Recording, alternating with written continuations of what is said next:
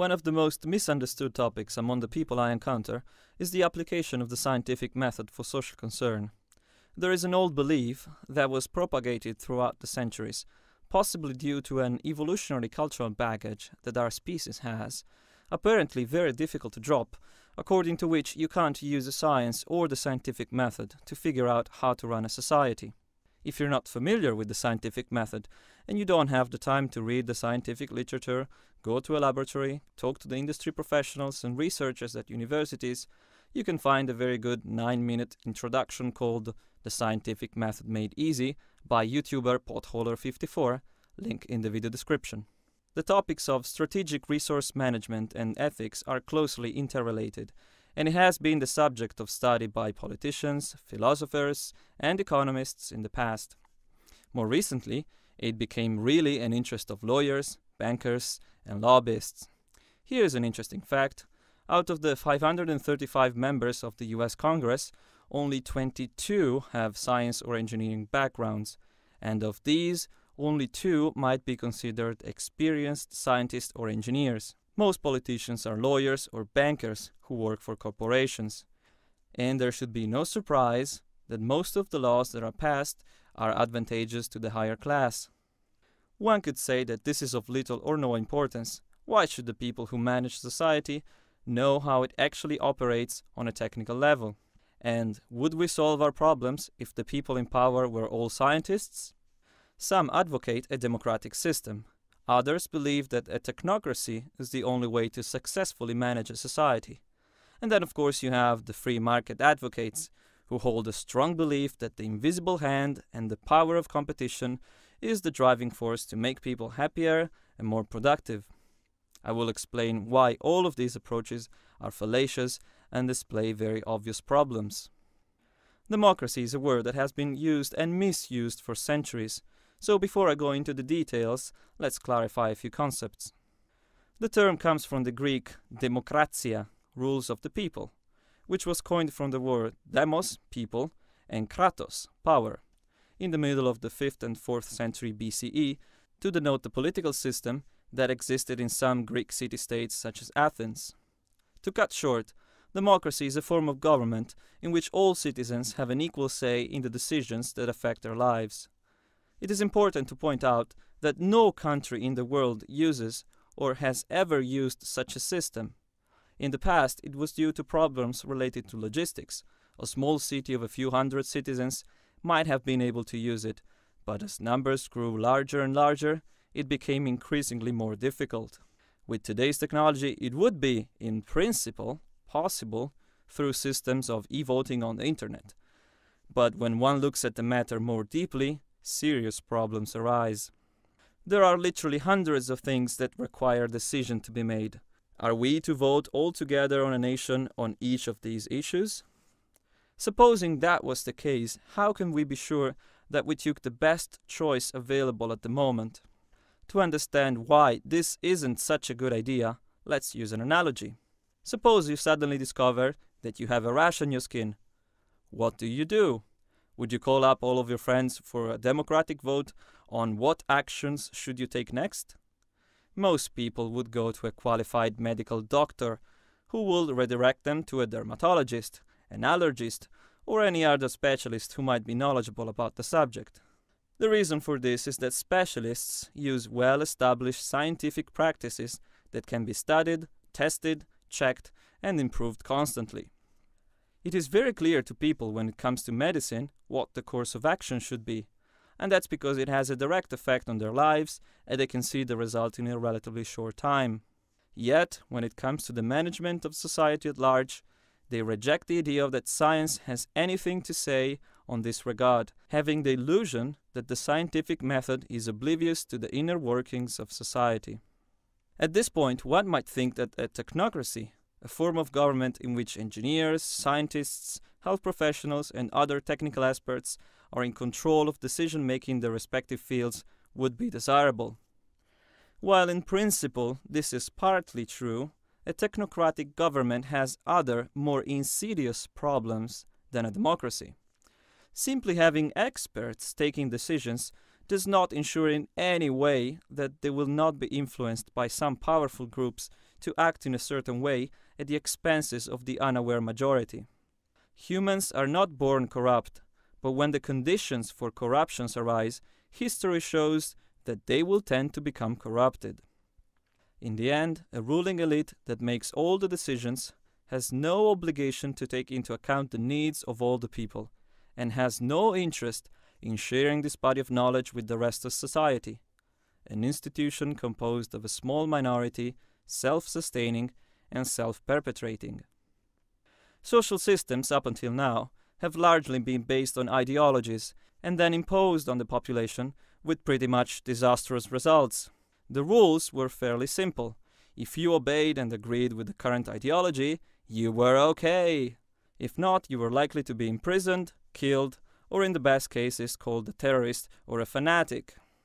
The most commonly employed strategy for those who have power to keep their power is to maintain the population either ignorant, fearful, distracted, or a combination of those.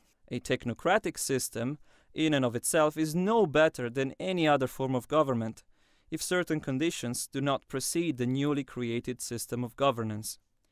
So, what exactly are these conditions? Number 1. No form of government should be put in place against the will of the people. Often I get asked, what would you do if most people don't want to participate in this system, or if they don't like it? This is a non-existing problem, since the new system will only be used if it becomes emergent from the zeitgeist of society, the general cultural trend that underlies the basic values at a given time. If the values don't change, then nothing will happen. Billions of people will continue to starve and have their access to the necessities of life refused, while the richest 1% keeps accumulating more and more wealth. Or, in other words, business as usual. Number 2. Everybody should get free access to relevant education. The only way to ensure that a small elite does not take advantage of the situation is for all to be scientifically literate. This does not mean that everybody should be a scientist, but rather that everybody should be able to understand how the processes of decision-making work, and they should be given all the tools to be able to give a contribution if they want to. The more people tracking and cross-checking each other's activities, the more likely you are to have a fair and balanced social system. The more people are ignorant to the inner workings of society, the more likely you end up with a corrupt aristocracy. Most rational people would agree that if such conditions apply, then the fear of a ruling elite or an institution imposing a way of living is nonsensical. But the internet is also a house of all sorts of misconceptions, twisted words, and meaningless projections, as we will see. Of all the false dichotomies that people are enslaved to, this has to be one of my favorites. There is no scientific theory of whether you should use nuclear power or solar panels. You are comparing science with politics and morality, and that's absurd. Science and the scientific method does not tell you which option to choose. Of course, science will tell you which option to choose from according to the data provided and your initial intentions. If you don't know how the process works, I will attempt to explain it for you in very simple terms. You start by asking yourself, what is the desired result? That is, what is your end goal and which conditions need to be satisfied to reach it? Yes, you do have to start from somewhere, and that's what we call the basic values of a society, something that we all have to agree on that is beneficial for us. Generally speaking, you want to maximize the well-being of everybody, and that needs to be adapted according to the situation. For example, the Zeitgeist movement is a sustainability advocacy organization and recognizes that all countries must disarm and learn to share resources and ideas if we expect to survive in the long run. Hence, the solutions arrived at and promoted are in the interest to help everyone on the planet, not a selected group.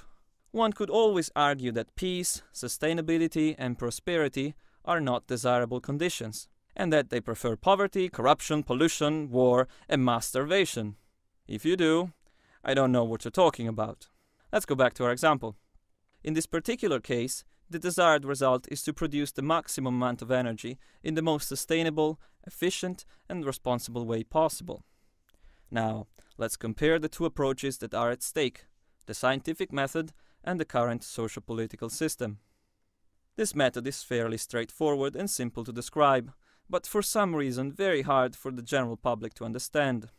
First, you collect all the data available: studies, peer review papers, projections, analysis of currently working technologies, anything that you can find. Of course, it has to be reliable and as objective as possible. It is utterly futile to pretend that you can achieve absolute objectivity. Errors may always creep in. That is why we use the process of peer review and large samples. Next, you simulate all the possible scenarios according to the data available. What are the environmental impacts of extraction, production, usage, and disposal of a particular technology? What are the raw costs of productions in terms of energy, materials? What is the availability of each energy source over time, and so on? The end result will be a list of desired values and coefficients, which will tell you what particular technology you want to use. It may be that for a particular geographical area, one will be favored over another, due to the topology of the place, the involvement of the local communities, and many other factors. What is sure is that it won't be a one-size-fits-all answer, but rather a personalized result that changes accordingly to the initial conditions. Now, let's see how things are decided in the current socio-political structure. First, you start by getting yourself elected. Yes, it matters not whether you have any technical expertise, understanding, or even knowledge of how to solve the problem at hand. This is a popularity contest. As such, the following rules of the game apply. The greater the amount of money at your disposal for your campaign, the greater the probability of success. Of course, in the process, you're going to have to accept compromises and donations, the great majority of which will come from multinational corporations and banks, who will ask for your obedient cooperation when the time comes. You gather up a group of scientists and technicians for a report on a particular topic, of which you have no technical understanding and cannot evaluate the validity of the results provided. Most of these scientists and specialists are inside men and women from corporations, who financed your very political campaign and who act on the direct interests of their stockholders, not to the solid scientific evidence in the interest of all the people and of the planet.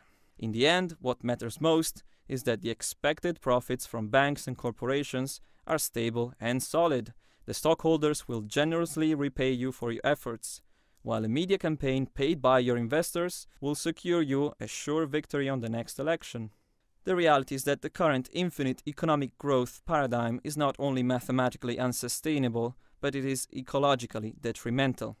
While people can debate the theoretical nature of capitalism and how it's supposed to function, one thing is historically clear. It perpetuates and requires constant growth and consumption. The entire basis of the market system is not the intelligent management of our mostly finite resources on the planet, but rather the perpetual extraction and consumption of them for the sake of profit and economic growth. There are of course other issues that need to be addressed. With this video, I merely wanted to show the basic reasoning behind the use of the scientific method for social concern. In the next videos, I shall go into the details and I will try to resolve some of the doubts that might emerge. Please keep in mind a few facts. This, like science, is an emergent process. Mistakes can always happen, and as they do, they will be corrected and the theory will be upgraded. This is not a search for perfection. Understanding science means understanding that perfect systems, when talking about the natural world, are an oxymoron. All we can do is to strive for a better theory, which can be tested and changed accordingly. This is why the word proof is relegated to the field of mathematics and logic. In science we have theories, models that are consistent with the body of observational knowledge available. I am a human being, and as such, I can be wrong, oh yes. For that reason, I am open for discussion and clarification of any of the points I make. It may be that I miss something, misinterpret some data, have a logical fallacy here and there in the reasoning or anything else. So if you do see any of these things occurring, please point them out in a coherent argument that I can check and verify. No, this does not count as a coherent argument. Let's see if I can find something else. No, that's not that either. If this is such a hard thing to grasp, I will make a video on what a cult is, so that you might stop embarrassing yourself in the future by showing your lack of understanding of what the word cult means and how it should be used. In the meantime, I invite everybody to post their comments and preferably the video responses in a concise and clear manner. Hopefully we can get a genuine discussion started. Until next time, peace.